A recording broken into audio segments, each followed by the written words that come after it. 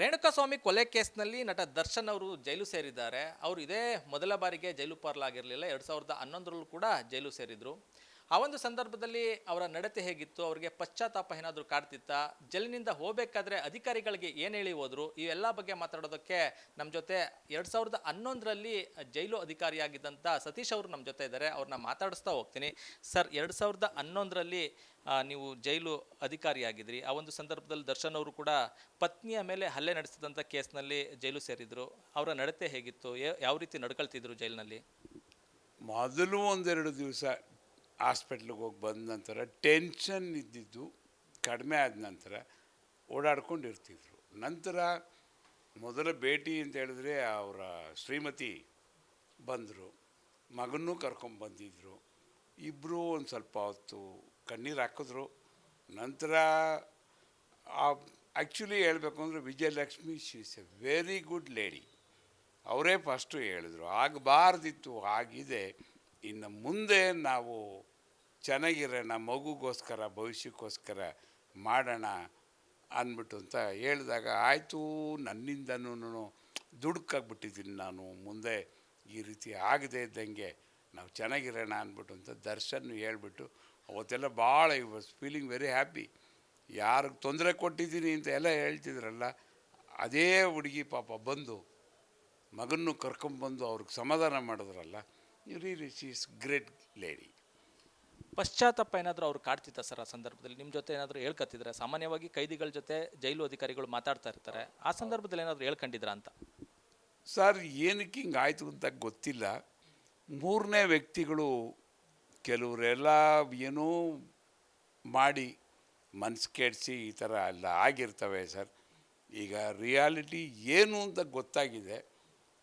ಮಾಡಿದ್ರ ಬಗ್ಗೆ ಭಾಳ ಇದು ಅಷ್ಟೆಲ್ಲ ನಾನು ಆ ಹುಡುಗಿಗೆ ತೊಂದರೆ ಕೊಟ್ಟೆ ಅಂತ ಇದ್ರೂ ಆಕೆನೇ ಬಂದು ನನಗೆ ಸಮಾಧಾನ ಮಾಡಿ ನನ್ನ ಮಗನ್ನ ಕರ್ಕೊಂಬಂದು ತೋರಿಸಿ ನನ್ನ ವಾಪಸ್ಸು ಹೊಸ ಜೀವನಕ್ಕೆ ಕರ್ಕೊಂಡು ಹೋಗ್ತೀನಿ ಅಂತ ಹೇಳ್ತಾ ಇದ್ದಾರೆ. ನಾನು ಮತ್ತೆ ಯಾವುದು ಇಂಥ ಇದಕ್ಕೆ ಬರಲ್ಲ ಅಂದ್ಬಿಟ್ಟು ಅಂತ ಅವಾಗ ಹೇಳಿದ್ದು, ಯಾವುದೇ ಕೃತ್ಯಕ್ಕೂ ಭಾಗವಹಿಸಲ್ಲ, ಚೆನ್ನಾಗಿರ್ತೀನಿ ಅಂತ. ನನ್ನ ಅಭಿಮಾನಿ ತಂಡ ಭಾಳ ಇದೆ, ನನ್ನ ಮೇಲೆ ಇನ್ವೆಸ್ಟ್ಮೆಂಟ್ ಮಾಡೋರು ಭಾಳ ಇದ್ದಾರೆ. ನನ್ನೊಂದು ಫ್ಯಾಮಿಲಿ, ನಮ್ಮ ತಾಯಿ ಅಣ್ಣ ಎಲ್ಲ ಇದ್ದಾರೆ. ಅವ್ರಿಗೆಲ್ಲರಿಗೂ ಒಳಗಡೆಯಿಂದನೇ ಅಭಿಮಾನಿಗಳಿಗೆ ಎಲ್ರಿಗೂ ಬೇಸರ ಆಗಿದ್ದರೆ ಕ್ಷಮೆ ಕೇಳ್ತೀನಿ, ಹೊರಗಡೆ ಹೋದ್ಮೇಲಿಂದ ಇನ್ನೂ ಒಳ್ಳೊಳ್ಳೆ ಕೆಲಸ ಮಾಡ್ತೀನಿ ಅಂತ ಹೇಳಿಬಿಟ್ಟು ಎಲ್ಲ ಆಯಿತು.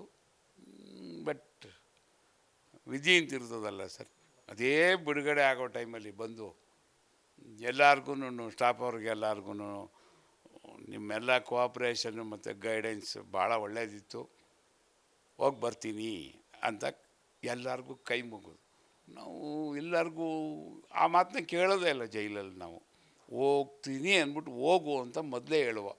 ಬಟ್ ಇವರು ಸಡನ್ನಾಗಿ ಹೇಳ್ತಾರೆ ಅಂತಲೂ ನಮಗೆ ಗೊತ್ತಿರಲಿಲ್ಲ, ಹೇಳಬಾರ್ದು ಅಂತ ಅಂದ್ಕೊಂಡಿದ್ರೋ ಇಲ್ವೋ ಗೊತ್ತಿಲ್ಲ.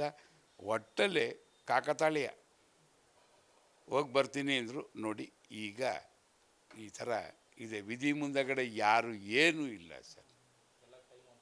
ಟೈಮು ಬ್ಯಾಡ್ ಟೈಮ್, ಹಾಗಾಗಿ ಆತ ಮಾಡಿದರೋ ಇಲ್ವೋ ನಮಗೆ ಗೊತ್ತಿಲ್ಲ. ಆರೋಪ ಅಂತೂ ಬಂದಿದೆ. ಆ ವ್ಯಕ್ತಿ ಪಾಪ ರೇಣುಕಾಸ್ವಾಮಿ ಅನ್ನೋ ಪಾಪ ವ್ಯಕ್ತಿ ಸತ್ತಿದ್ದಾರೆ. ಅವನ ಆತ್ಮಕ್ಕೆ ಶಾಂತಿ ಸಿಗಲಿ, ಅವನ ಹೆಂಡತಿ ಮಗುಗೆ, ಈಗ ಹುಡ್ತಾ ಇರೋ ಮಗುಗೆ ಒಳ್ಳೆಯದಾಗಲಿ, ಅವ್ರ ತಂದೆ ತಾಯಿಗೂ ಒಳ್ಳೆಯದಾಗಲಿ. ದರ್ಶನ್ ಮನೇಲೂ ಭಾಳ ನೊಂದಿದ್ದಾರೆ. ಇವ್ರಿಗೂ ದೇವರು ಅದನ್ನೆಲ್ಲ ದುಃಖ ಬರೆಸೋ ಶಕ್ತಿ ಕೊಡಲಿ ಅಂದ್ಬಿಟ್ಟು ನಾನು ಹೇಳ್ತೀನಿ ಸರ್. ನಾನು ಎಲ್ಲೋ ಆ ದಿನಗಳು ಮತ್ತೆ ನೆನಪಾಗುತ್ತಾ ಸರ್ ಅಂತ? ಯಾಕೆಂದರೆ ಜೈಲಿನಿಂದ ಹೋಗ್ಬೇಕಾದ್ರೆ ಹೋಗಿ ಬರ್ತೀನಿ ಅಂದರು, ಮತ್ತೆ ಜೈಲು ಹೋಗಿದ್ರು. ಅದು ಅಲ್ಲಿ ದರ್ಶನ್ ಅರೆಸ್ಟ್ ಆಗಿ ಜೈಲಿಗೆ ಹೋಗಿ ದಿವಸದಿಂದನೂ ಎಂಥ ಕೆಲಸ ಆಗೋಯ್ತು. ಅವತ್ತು ಆ ಹುಡುಗ ಹೇಳಿದ್ದು, ಇದು ಹಿಂಗೆ ತಿರ್ಕೊಂಬಿಟ್ಟು ಬಂದ್ಬಿಡ್ತಲ್ಲಪ್ಪ, ಹಿಂಗಾಗಬಾರ್ದಿತ್ತು ಅಂದ್ಬಿಟ್ಟು ಅಂತ ಮನಸ್ಸಿಗೆ ಭಾಳ. ಯಾಕೆಂದರೆ ಯಾರಿಗೂ ಆ ಮನುಷ್ಯ ಅಲ್ಲಿದ್ದಾಗ ಏಕವಚನದಲ್ಲಿ ಮಾತಾಡ್ಸೋದಾಗಲಿ, ಯಾರ ಬಗ್ಗೆನೂ ದುರಹಂಕಾರದಲ್ಲಿ ಮಾತಾಡ್ಸಿ ಎಂಥದ್ದು ಇಲ್ಲ. ಯಾರೇ ಕೈದಿ ಅಣ್ಣ ಅಂದರೆ ನಮಸ್ಕಾರ ಅಂತಿದ್ದು. ಇನ್ನು ಮನೆ ಜನ ಬಂದರೆ ಯಾರೂ ಹೋಗ್ತಾ ಇರಲಿಲ್ಲ, ಜಾಸ್ತಿ ಭೇಟಿ ಮಾಡ್ತಿದ್ದು ಅಂತ ಹೇಳಿದ್ರೆ ಸಂಗೊಳ್ಳಿ ರಾಯಣ್ಣ ಫಿಲಮ್ ಡೈರೆಕ್ಟ್ರು ನಾಗಣ್ಣ ಅಂತ ಇದ್ದಾರೆ, ಅವರು ಭಾಳ ಇದು ಮಾಡೋರು. ಬಂದಾಗ ಬೇಡ ದರ್ಶನ್ ಅವರೇ, ಆಗಿದ್ದಾಗೋಯ್ತು, ಇನ್ನು ಮುಂದೆ ಅವರು ಇದಾಗಿರಿ, ಚೆನ್ನಾಗಿರಿ, ನಾವೆಲ್ಲ ನಿಮ್ಮ ಜೊತೇಲಿ ಇರ್ತೀವಿ ಅಂತೆಲ್ಲ ಹೇಳೋರು ಅವರು. ಅವ್ರದ್ದೇನೋ ಬಿಸ್ನೆಸ್ ಏನೋ ಮಾತಾಡೋರು ಫಿಲಮ್ ಡಿವಿಷನ್ ಬಗ್ಗೆ, ನಮ್ಗೆ ಅರ್ಥನೇ ಆಗ್ತಾ ಇರಲಿಲ್ಲ ಅವೆಲ್ಲ. ಹಂಗಾಗ್ಬಿಟ್ಟು ಆಯಿತು ಅಂತಿದ್ದು.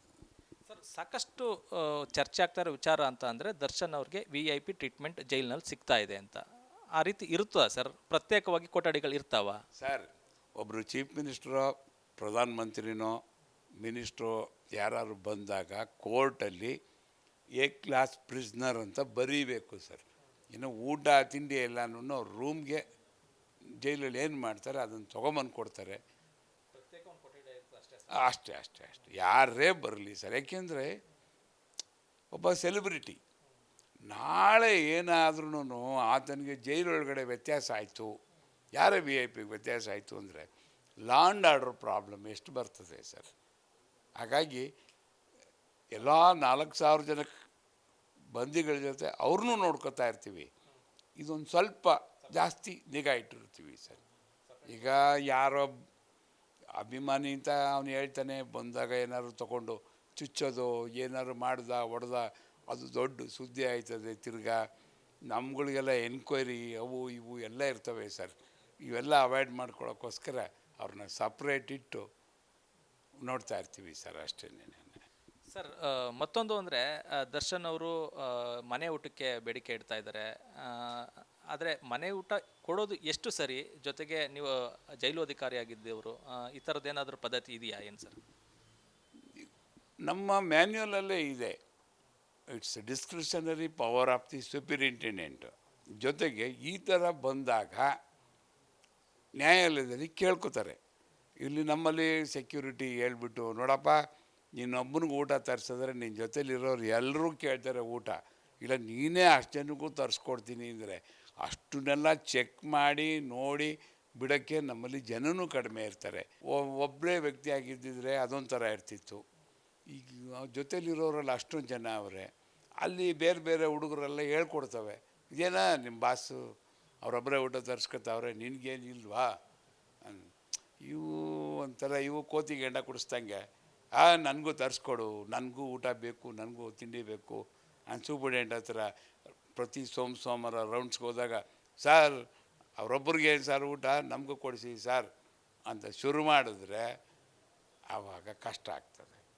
ಅದು ಸರ್, ಈ ಪರಿಸ್ಥಿತಿ ಹೇಗಾಗಿದೆ ಅಂದರೆ ಈ ಕೊಲೆನೂ ಕೂಡ ಸಮರ್ಥಿಸ್ಕೊಳ್ಳುವಂಥ ಪರಿಸ್ಥಿತಿ ಈಗ ಸಮಾಜದಲ್ಲಿ ನಿರ್ಮಾಣ ಆಗಿದೆ. ಅವರ ಅಭಿಮಾನಿಗಳು ಒಂದಷ್ಟು ಜನ ಕೊಲೆನೂ ಕೂಡ ಸಮರ್ಥಿಸ್ಕೊಳ್ಳುವಂಥ ಕೆಲಸ ಮಾಡ್ತಾ ಇದ್ದಾರೆ. ಅಂಥವ್ರಿಗೇನು ಹೇಳ್ತೀರಿ ಅಂತ? ಅದು ತಪ್ಪದು. ನಾವೇ ಸರಿ ತಪ್ಪು ಅಂತ ನಿರ್ಧಾರ ಮಾಡೋಂಗಿದ್ರೆ ಕೋರ್ಟ್ ಯಾಕೆ, ಜೈಲು ಯಾಕೆ, ಪೊಲೀಸ್ ಯಾಕೆ? ಪೊಲೀಸವ್ರೂ ಸುಮ್ಮನೆ ಸಿಗ್ದವ್ರಿಗೆಲ್ಲ ಅದೇನೋ ನೋಡ್ಬಿಟ್ಟು ಕೇಸ್ ಹಾಕಲ್ಲ, ಇಲ್ಲ ಮ್ಯಾಜಿಸ್ಟ್ರೇಟ್ರು ದರ್ಶನ್ ಫ್ಯಾನ್ ಅಂತ ಅವ್ರನ್ನ ಬಿಡಲ್ಲ. ಏನಿರ್ತದೆ ರೆಕಾರ್ಡ್ಸು ಅದರ ಆಧಾರದ ಮೇಲೆ ಮಾಡ್ತಾರೆ. ಅಭಿಮಾನಿಗಳು ಮಾತ್ರ ಈ ಥರ ಎಲ್ಲ ಮಿತಿ ಮೀರಿ ತೀರಾ ಅವರು